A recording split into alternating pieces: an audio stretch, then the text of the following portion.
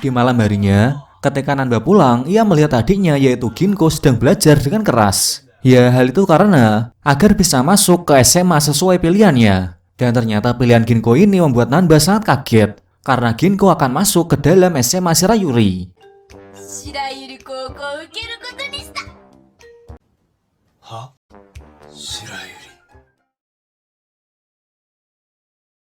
Singkat cerita, tahun ajaran baru pun dimulai, di mana Ginko sudah berhasil masuk ke SMA Shirayuri, satu sekolah dengan kakaknya yaitu Nanba. Tentu hal itu membuat Nanba sedikit takut karena tidak ingin identitasnya terbongkar. Tidak hanya itu, kepala sekolah SMA Shirayuri juga baru, yang mana kepala sekolah kali ini terkenal dengan kedisiplinannya ketika menjadi kepala sekolah di SMA sebelumnya. Setelah sambutan kepala sekolah, selanjutnya adalah sambutan dari ketua OSIS. Dan ketika dipanggil nama Nanba Tsuyoshi, hal itu membuat Ginko kaget karena itu adalah nama kakaknya. Tapi Nanba yang tidak ingin ketahuan, dia mencoba menyambut murid baru dengan gaya pidato yang terlalu energik, yang mana hal itu membuat semua murid terdiam melihat tingkah aneh ketua OSISnya.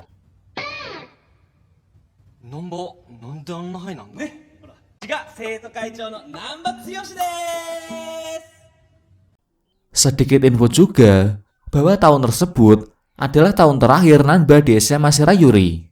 Selain dia menjadi ketua OSIS, Nanba juga terpilih menjadi ketua klub seni. Sedangkan Gode sendiri sekarang sudah menjadi pemimpin SMA Ichimatsu. Di hari esoknya, Ginko ingin berangkat ke sekolah bersama dengan Nanba. Namun Nanba menolaknya karena malu bebarengan dengan seorang adik. Dan Ginko pun menganggap kakaknya menolak karena sedang menjaga harga diri sebagai ketua SMA Ichimatsu. Yang mana sebenarnya Nanba tidak ingin ketahuan identitasnya saja. Sedangkan kakaknya yaitu Takeshi yang mendengarkan pembicaraan tersebut hanya bisa terdiam dan seperti mengetahui sesuatu. Ketika di sekolah, Ginko dihadang oleh guru BK karena penampilannya yang seperti anak preman. Guru tersebut kaget karena menganggap Ginko sebagai adiknya ketua OSIS tapi berpenampilan seperti itu. Namun Ginko dengan lantang mengatakan bahwa dirinya bukan adiknya ketua OSIS. Namun ia seketika terdiam ketika mendengar bahwa alamatnya sama dengan ketua OSIS yaitu Nanba. Maka dari itu untuk memastikannya, Ginko mendatangi kelas dari Nanba. Tetapi Nanba tidak ada di kelasnya dan Shimazaki mengatakan bahwa Nanba berada di klub seni karena Nanba adalah ketuanya. Sontak mendengar hal itu membuat Ginko tertawa karena Ginko menganggap jelas itu bukanlah kakaknya karena seorang preman seperti kakaknya tidak akan pernah bisa melukis. Ketika pulang sekolah, Ginko pun mendatangi SMA Ichimatsu untuk menemui kakaknya. Begitu juga dengan Makino yang juga ingin bertemu dengan tokoh Fuku. Hal itu tentu membuat Gode bingung karena ia harus meyakinkan mereka berdua bahwa Nanba tokoh Fuku sedang tidak ada di Ichimatsu.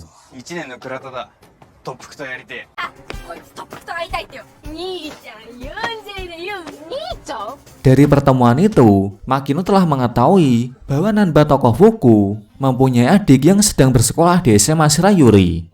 Tentu hal itu membuat identitas dari Nanba akan semakin cepat terbongkar. Ditambah lagi jika ada yang mengetahui bahwa adiknya bersekolah di sana, maka akan membuat Ginko menjadi incaran para preman karena imbas dari kakaknya tersebut. Di sisi lain, kepala sekolah sedang bertemu dengan guru BK untuk mengobrolkan tentang para muridnya yang tidak taat akan aturan. Dan karena kepala sekolah ini adalah salah satu tipe guru yang disiplin tinggi, maka dari itu ia meminta guru BK untuk membereskan atau memberi pelajaran bagi murid yang tidak taat peraturan tersebut. Tentu itu semua demi reputasi dirinya dan sekolahnya agar diakui oleh Dewan Pendidikan sekolah. Dan di sini kepala sekolah juga menjanjikan jika berhasil menyingkirkan anak-anak yang bodoh, maka guru BK tersebut akan dinaikkan jabatannya. Guru BK tersebut pun langsung mendatangi Ginko yang merupakan salah satu murid yang paling tidak taat peraturan karena rambutnya yang diwarnai dan roknya yang terlalu pendek. Ginko pun dibawa ke ruang BK untuk diinterogasi. Tidak hanya itu, ternyata guru BK memanggil Nanba karena guru BK yakin bahwa Nanba adalah kakaknya. Selain karena jadi kakaknya, Nanba juga sebagai ketua OSIS harus bisa bertanggung jawab atas kelakuan dari Ginko. Pertemuan mereka di ruang BK membuat suasana terdiam, dan pada akhirnya Ginko pun mengetahui bahwa ternyata memang benar bahwa ketua OSIS itu adalah kakaknya yaitu Nanba. Padahal selama ini Ia mengenal kakaknya sebagai preman yang sedang bersekolah di SMA Ichimatsu. Dan hal itu membuat Ginko benar-benar kecewa kepada kakaknya tersebut karena telah membohongi keluarganya. Dari kejadian tersebut, membuat hubungan Ginko dan Nanba sudah tidak akur lagi. Bahkan mereka tidak pernah mengobrol meskipun di rumahnya. Namun Ginko tidak menceritakan terlebih dahulu akan hal itu kepada keluarganya dan menyimpan rasa kecewa kepada kakaknya tersebut sendirian. Jadi kenapa Ginko itu begitu kecewa? Karena Ginko ini sangat mengidolakan Nanba yang seorang preman yang tidak pernah terkalahkan sama sekali.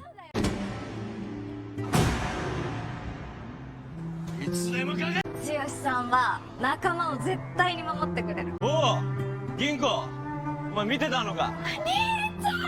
Esok harinya, Nanba masih sibuk di ruang klub seni bersama dengan para anggota lainnya. Tiba-tiba Makino datang dengan membawa sebuah lukisan. Dan ternyata itu adalah lukisan muka Nanba ketika berpakaian tokoh Fuku.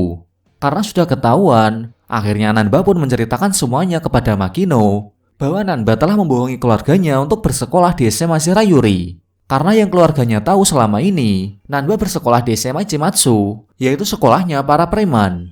Di tengah panasnya kondisi Nanba dengan Ginko, kini kepala sekolah mengeluarkan peraturan baru karena kecewa melihat nilai ujian muridnya yang begitu jelek. Kepala sekolah memperlakukan bagi siapa saja yang nilainya di bawah 40, maka akan ada kelas tambahan di akhir pekan. Tidak hanya itu, jika 30% anggota klub di sekolah mendapatkan nilai jelek, maka klub tersebut akan diberhentikan. Tentu peraturan itu membuat sebagian besar murid yang tidak terima karena mereka tidak yakin akan mendapat nilai sempurna dengan waktu yang cepat. Sedangkan Nanba sebagai ketua OSIS juga tidak bisa apa-apa selain menyuruh para ketua klub lainnya untuk menanyakan anggotanya yang mendapatkan nilai jelek. Dan ternyata, hampir 80% anggota klub, baik itu seni, baseball, dan lain-lain, mendapatkan nilai yang begitu jelek.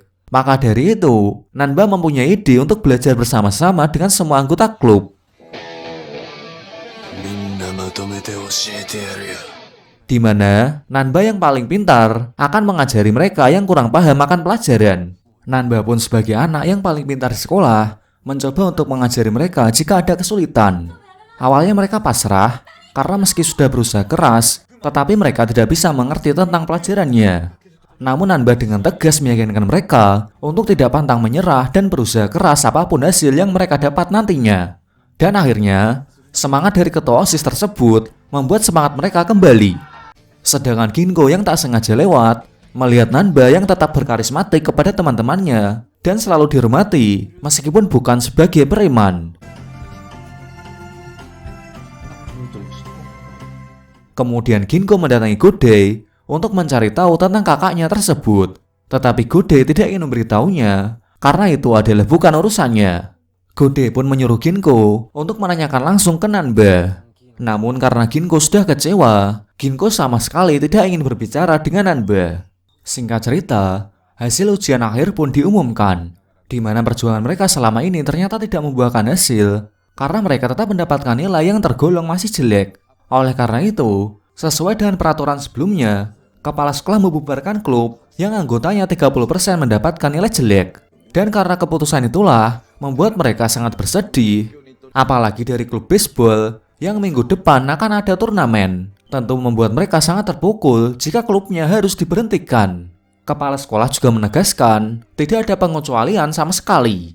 Ia juga sempat menghina klub baseball tersebut bahwa mereka tidak akan menang dan akan kalah di awal pertandingan. Akhirnya Nanba pun angkat bicara terkait pembubaran tersebut. Dengan berani, Nanba menantang keputusan dari kepala sekolah karena Nanba menganggap bahwa semua murid mempunyai keahliannya sendiri-sendiri, tidak harus tentang pelajaran. Meskipun belajar itu penting, tetapi membubarkan salah satu keinginan dari muridnya akan membuat mereka tidak bersemangat untuk bersekolah. Tidak hanya itu, Nanba juga menyanggah bahwa yang dilakukan kepala sekolah bukan demi muridnya, tetapi ada niat terselubung, yaitu menaikkan jabatannya dan menarik perhatian dewan sekolah. Tentu perkataan itu membuat semua murid kaget, begitu juga dengan guru BK. Bahkan Ginko juga lagi-lagi bersimpati dengan kakaknya tersebut. Pada akhirnya kepala sekolah mengakui kekalahannya dan tidak jadi membubarkan klub.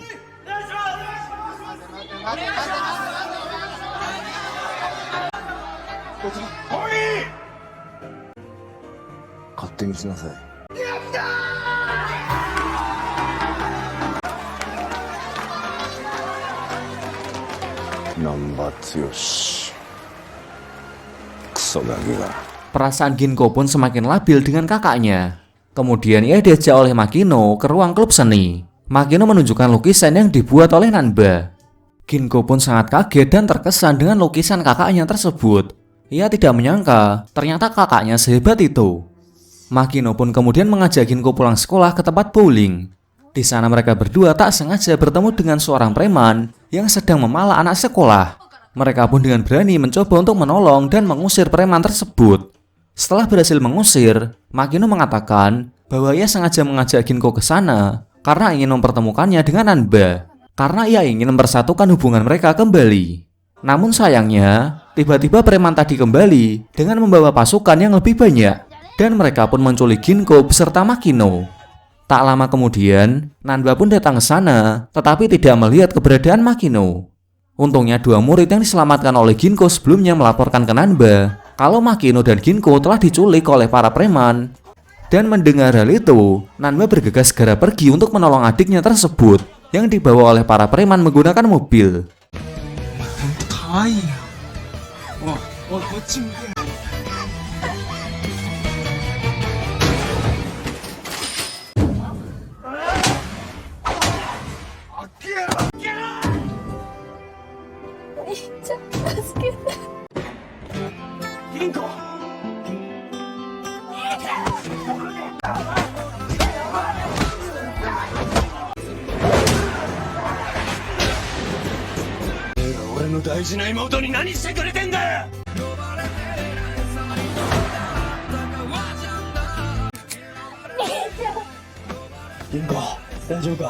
Dari kejadian itulah yang membuat hubungan mereka kini semakin membaik. Meskipun rasa kecewa Ginko masih belum hilang, Nanba pun menceritakan semuanya kepada Ginko. Alasan Nanba tidak menjadi preman lagi dan memilih untuk menjadi remaja normal pada umumnya. Nanba juga mengatakan bahwa dia tidak menyesali keputusannya tersebut. Dan pada akhirnya, Ginko pun mulai memahami kondisi kakaknya itu. Dia juga memuji lukisan Nanba yang sangat bagus dan tetap kagum kepada kakaknya meskipun tidak menjadi seorang preman. Keesokan harinya, Nanba yang ingin berangkat ke sekolah dikagetkan dengan Ginko yang sudah berangkat lebih pagi dari biasanya. Dan lagi-lagi, Nanba dikagetkan kembali dengan Ginko yang datang ke sekolah dengan penampilan sebagai murid sekolah pada umumnya tidak seperti preman.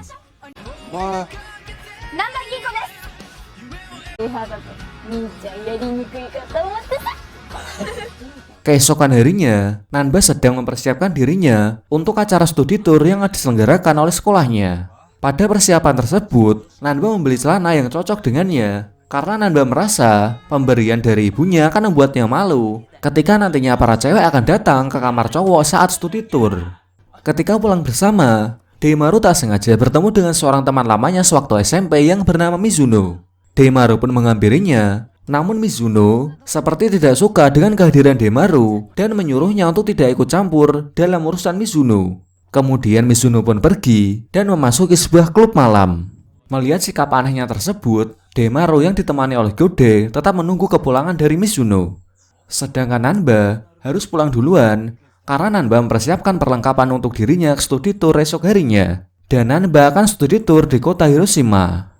Setelah lama menunggunya, akhirnya Mizuno keluar bersama dengan pelanggannya. Deimaru pun menghampirinya kembali dan mengajaknya untuk mengobrol. Awalnya Mizuno tetap tidak ingin untuk menjelaskan apa yang sedang terjadi. Namun karena Deimaru mengenang kebahagiaan mereka ketika di SMP, pada akhirnya Mizuno luluh dan menjelaskan semua musibah yang sedang menimpanya. Jadi dulu waktu SMP, ibu Mizuno menikah lagi dengan seorang laki-laki yang jahat, di mana keluarga Mizuno selalu dipukuli, terutama kakaknya selalu rela dipukuli demi melindungi Mizuno dan ibunya.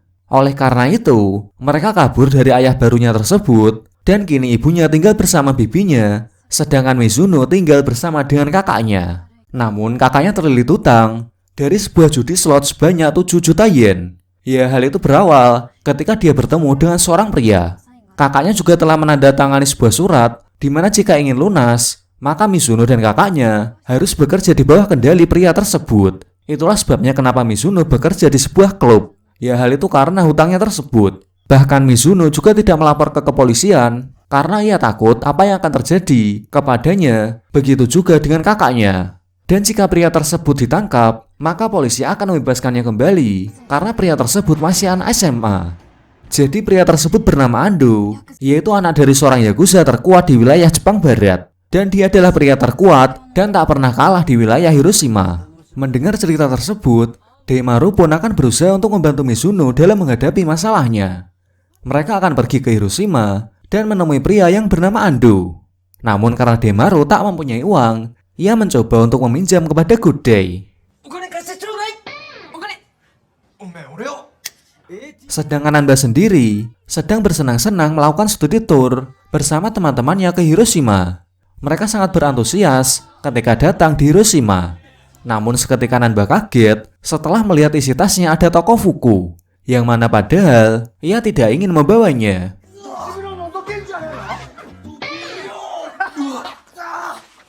Dan ternyata kakaknya lah yang telah memasukkannya karena dia mengira Nanba lupa untuk membawanya. Sedangkan Daimaru, Godai, dan Mizuno juga telah sampai di Hiroshima.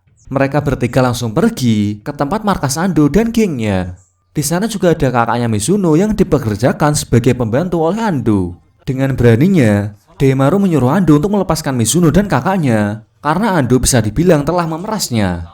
Di tengah panasnya suasana, tiba-tiba kakaknya Mizuno datang. Terlihat dia seperti tidak ada beban di mukanya. Bahkan ia terlihat cukup senang meskipun dirinya digunakan sebagai pembantu oleh Ando. Bahkan kakaknya juga tak menyadari kalau dirinya sedang dimanfaatkan oleh Ando, di mana hutangnya tidak akan pernah lunas meskipun ia sudah bekerja kepada Ando.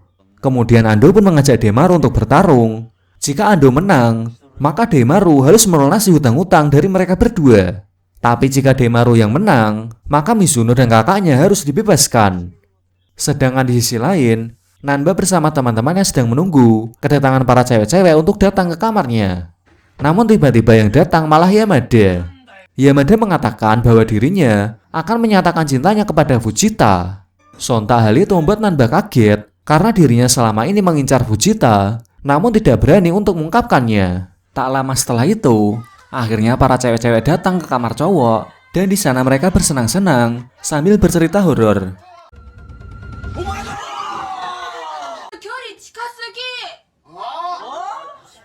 Dan ketika Fujita diberi pertanyaan tentang cowok yang disukai, seketika ia membayangkan Nanba tokoh Fuku. Tetapi saat itu juga, bayangannya berubah menjadi Nanba yang biasa, yang mana Fujita juga mulai sedikit ada rasa dengan Nanba. Tiba-tiba ada murid yang memberitahu bahwa guru BK akan segera datang. Sontak hal itu membuat mereka semua panik dan mencoba untuk bersembunyi dan mematikan lampunya agar dikira sudah tidur. Dan untuk Daimaru sendiri, sekarang akan bertarung dengan Ando. Tentu hal itu tidak akan mudah baginya, karena Ando adalah anak Yakuza yang terkuat. Tetapi Daimaru tidak akan mundur, karena Daimaru adalah orang yang menyukai Mizuno semenjak SMP. Dan dia tidak akan pernah tega orang yang disukainya menderita. Pada akhirnya pertarungan itu pun dimulai.